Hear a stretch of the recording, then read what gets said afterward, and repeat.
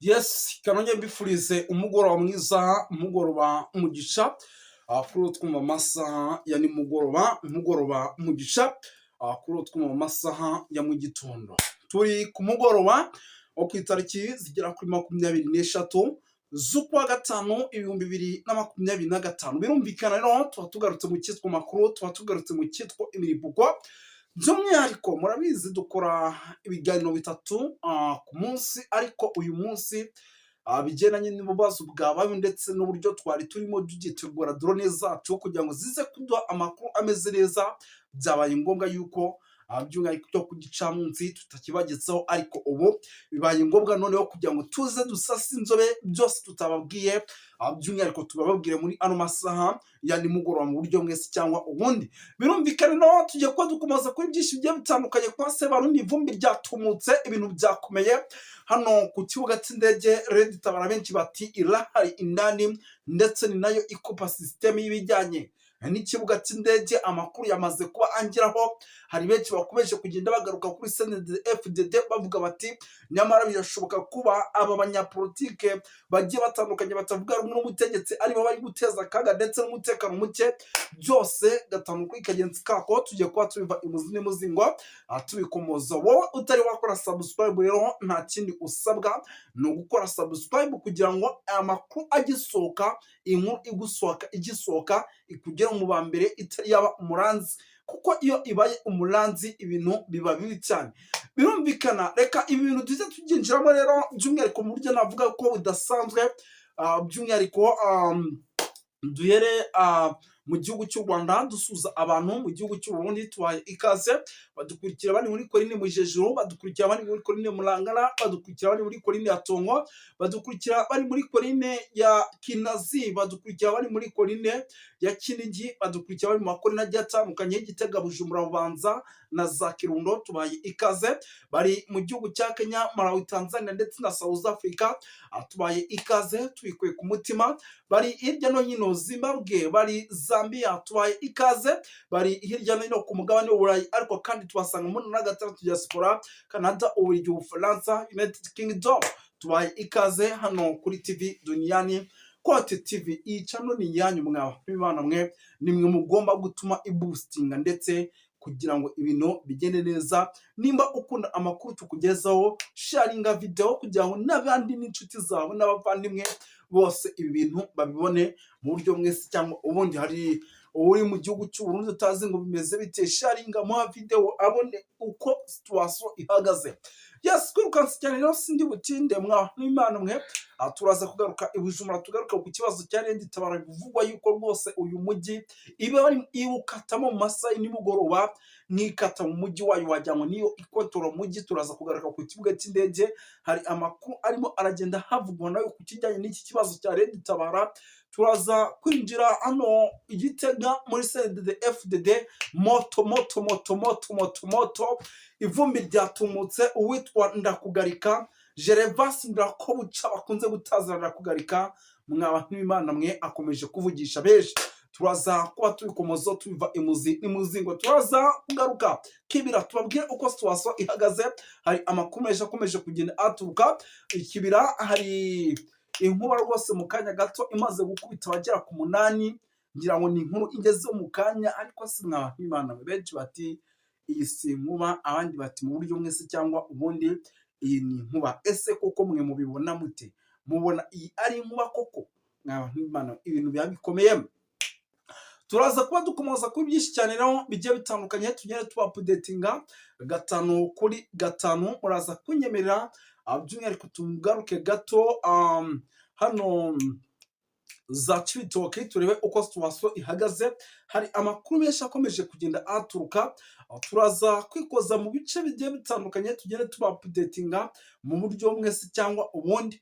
Turaza kurebera hamwe amwe mu makuru akomeje kugenda aturuka hano za Uvira. Abarundi benshi rwose barimo barahunga. Ubu tuvugana rero intare zasirambwe zigusatira Uvira. Abagabo bacu bari guhigwa bukware mu ntambara tudateze kubohoza. Ese tuzayibohoza gute? Ana makuru arimo angeraho by'umwihariko ndabona ari n'inkuru yanditswe n'abaturage b'i Burundi barimo bagenda batakamba bavuga bati iyi ntambara tuzayibohoza dute, iyi ntambara izarangira gute ko abagabo bacu bashiriye muri RDC. Ibyo barabivuga bashingiye ku mujyi wa Uvira. Ubu tuvugana ushobora no kuza kubamo imiripuko ku rwego rwo hejuru. Ibi rero turaza kubyinjiramo, ariko mbere na mbere inkuru nta nubwo ndi buyikemanze, reka iyi nkuru mpite nyibinjiriramo. Nimara kuyinjiramo nyuma gato turaza kugaruka no ku bindi bigiye bitandukanye, tubapudetinge tubabwire uko situation ihagaze, kuko ni byinshi cyane bikomeje kugenda bivugwa. Nyuma y'imigero igiye itandukanye baherutse gufata irimo Bukavu, irimo Kamanyola, irimo Ruvunge, abarwanyi b'Izasarambwe bavuga yuko rwose ngo barimo baragerageza gufata umujyi wa Uvira uri muri Kivu y'Amajyepfo. Umutwe uyu utuwe rero n'abarenga 700,000. Uyu mujyi utuwe n'abantu benshi, ibaze ko utuwe n'abantu barenga 700,000. Uyu mujyi ubarizwamo abarundi ngo batagira ingano, ngo bitewe n'uburyo ngo abarundi benshi bajyaga babona amaronko cyangwa se bakoraga business muri uno mujyi wa Uvira, byabafashaga kugira ngo batere imbere mu buryo bworoshye, kuko wasangaga bakora mu mujyi wa Uvira ndetse bakongera bagakora no muri RDC. Ibi bihugu kandi muzi ko ari ibihugu by'ibirwanyi, by'umwihariko kuva mu gihugu ujya ku kindi nta misoro ikanganye ndetse nta n'ikiguzi byasabwaga kugira ngo urabona yuko ibintu byose by'umwihariko ahangaha bikomeje kugenda bihagarara. Aha rero ngo abahaha babwiye igitangazamakuru BBC ko bafite ubwoba kubera amakuru bumva y'intambara irimo irabera hano. Ubwo bafite ubwoba yuko rwose isaha n'isaha Umurundi ashobora kuyabangira ingata. Aba n'abaha baturutse mu gihugu cy'u Burundi ndetse na hano muri RDC. Ndabona rero uwitwa Rehema, umwe rwose mu babashije kuganira n'igitangazamakuru BBC, yavuze yuko rwose yabwiye BBC ko hari igicuku kibi gikomeje kugaragara hano mu mujyi wa Uvira nyuma y'ifatwa rya Bukavu ndetse n'umujyi wa Goma. Uyu rero kandi avuga yuko umuryango wiwe umaze iminsi 2 utagoheka cyangwa se udasinzira. Ubwo nicyo kinyarwanda kizima, kubera ibibazo by'umwihariko bikomeye cyane bikomeje kugenda biba mu gihugu cy'u Burundi kwa Sebarundi, kwa Sendagara. Humvikana yuko nyamuneka ibintu bikomeje kugenda biba ibindi. Ikindi kandi gikomeje kugenda kigaragara ahantu, ikindi kintu gikomeje kugenda kigaragara ahantu nuko kugeza amagingo ya amakuru dufite ari n'umujyi ushobora kuza kuvamo, ukomeje kuvamo abaturage benshi. Abaturage n'ahandi bari guhungira, n'abaturage n'ubundi bari guhungira mu gihugu cy'u Burundi. Amakuru turimo turagenda twakira nyamuneka tukavuga tuti natwe reka tuyabagezeho. Abaturage rero mu gihe bari bukomeze kuza guhunga, nabyo bikaba bimwe mu bintu bishobora kuza gukomeza guteza ikibazo gikomeye, ndetse iki kibazo kikaba cyaza no gutuma by'umwihariko igihugu cy'u Burundi kisanga ahantu habi cyane mu buryo mwese cyangwa ubundi. Reka by'umwihariko wenda iyo nkuru tuyiveho, tugaruke gato ku kijyanye na Bujumbura, twinjire mu bya Red Tabara nyamuneka, kuko ubundi by'i Burundi nabyo biba biturasha ishinga, nuko nyine n'ubundi biriya nabyo bifitanye isano n'u Burundi, ari nkaho nabyo ari iby'i Burundi. Niyo mpamvu tuba turimo turagenda tuyivugaho. Red Tabara ni umutwe urwanya igihugu cy'u Burundi ndetse kandi uvuga yuko uzasura mu gihugu cy'u Burundi mu buryo bwa nyabwo, hari icyitwa demokarasi. Ni ukuvuga ngo rero igihugu cy'u Burundi nyuma y'uko kigaragaye yuko nta demokarasi gifite, haje habamo gucikamo ibice mu nzego za gisirikare ndetse ariko n'ubu by the way gucikamo ibice ni bimwe mu bintu n'ubundi bikomeje kugenda bigaragara nyuma y'uko Red Tabara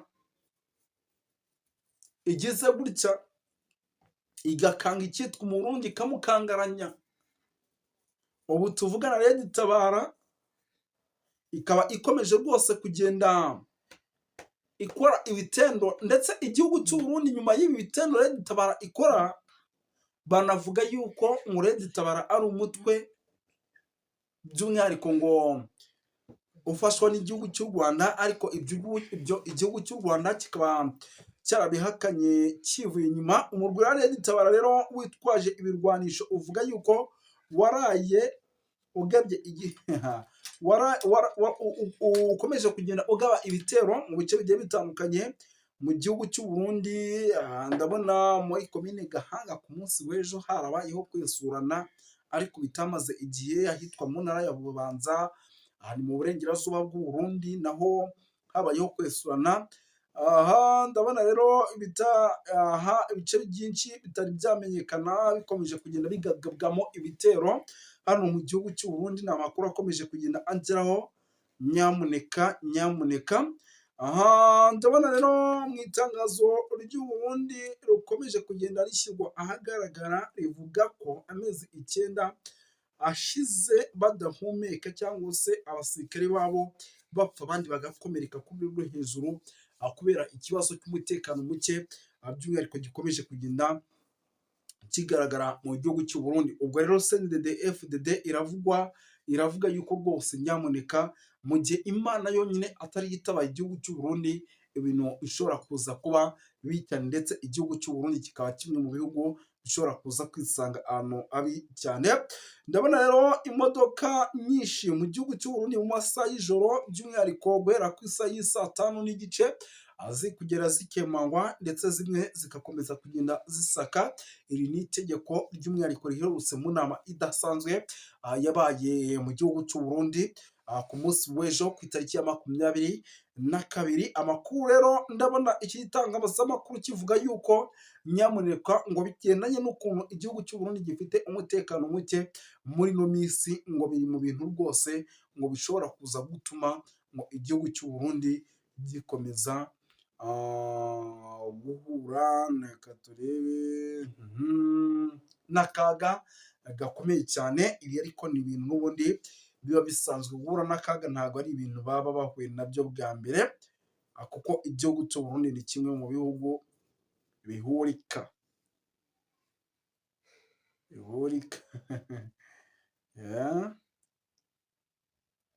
Yes, no kuvuga ngo rero ni byinshi cyane bikomeje kugenda bivugwa, ariko kandi rwose bitangazwa. Nyamuneka ndimo ndabona hano n'amakuru yemeza yuko CNDD-FDD n'ubundi ivumbi rigikomeje gutumuka. Ndabona yanditse ati Moses uze kugira gutya utubarize, ese koko uwitwa Gervas Ndirakobuca bakunze guta ziranda kugarika, ati yaba koko yarashatse kwicwa na Neva, aherutse kumuha amarozi ashaka kumwica. Ibi nabyo byatumye uyu mugabo nka data igihugu cy'Uburundi byacu rwose, abantu b'Imana mwe nagateranza amakagina bazamura, urumva na hano n'ubundi akantu ko kurogana ntikajya kabura, n'ubundi karacyakomeje kugenda kagaragara. Ndabona ni Bwana Karimba Aimable, ndi hano mu kibira, imvura ni nyinshi ariko abasoda bari gutambagira hose. Nka data komeza uyashake mu muvandimwe. Yes, birumvikana ni byinshi cyane bikomeje kugenda bivugwa rero, ariko kandi bitangazwa. Reka tubashimire dusoreza ngaha. Moses wanyu bisanzwe hano kuri TV Dunia Nikoti. Murakoze cyane.